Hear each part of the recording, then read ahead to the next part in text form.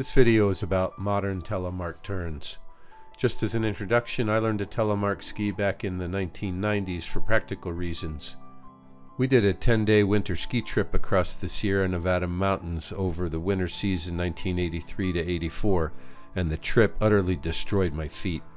You see, I made the ski trip with rigid boots and the rigid Raymer binding system, which is the precursor to modern randonnée bindings.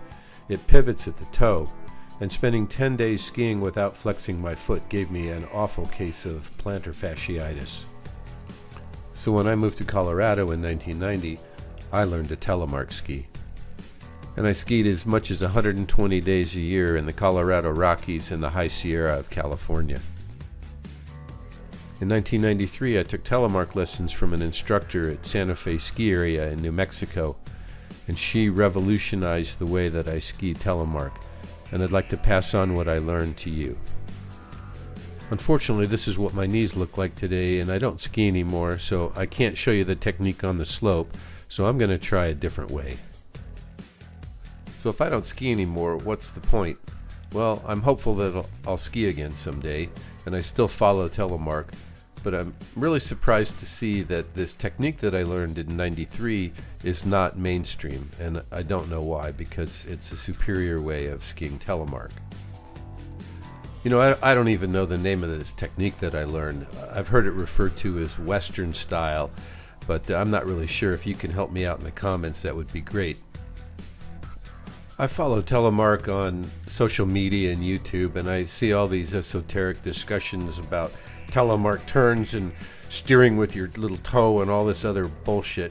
Hey folks, it ain't that complicated. Let me show you a better way, a simpler way. So this technique involves an early edge change followed by pulling the lead leg back to initiate the lead change. So you're carving, coming out of a right-hand turn, carving on your inside edge. When you cross the fall line, you roll onto your outside edges, and that initiates the new turn into the new direction. Then when you enter the fall line, pull your lead leg back. Now you're carving on your inside edges. When you cross the foul line, roll onto the outside edges to get the turn going the other way and pull that lead leg back for the lead change. Just keep doing that over. This allows you to stay in the fall line going downhill rather than doing those big cross traverses across the slope like you typically see telemarkers do. You do it this way, you go right down the fall line. Bam, bam, bam, bam, bam. So how do you learn to do this? Well, there are two exercises you need to practice to learn this technique. First is you got to keep your pelvis forward, and there's an exercise for that. You just shuffle down the slope, and you do S turns down the slope, a gentle slope while you're shuffling. Back and forth, and just do S turns. If your pelvis is far enough forward, you're going to be able to do this. If your pelvis is in the back seat, you're going to get stuck when you try to turn.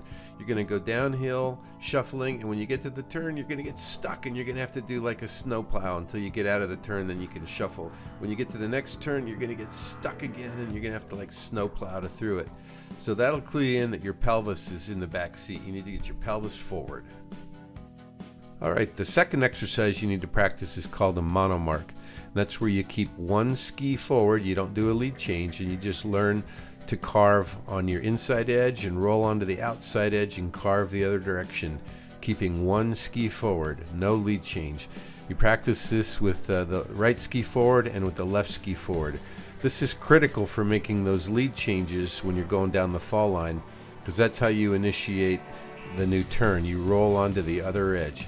Here you're on the inside edge, now you roll on the outside edge, and back and forth. That keeps you going down the fall line. That's it, folks. What does this Western style telemark look like? Well, I'm going to show you a video clip here where they're talking about it like it's a brand new technique that's only being discovered. Hey, this has been around for decades. So let's see what Western style looks like in action.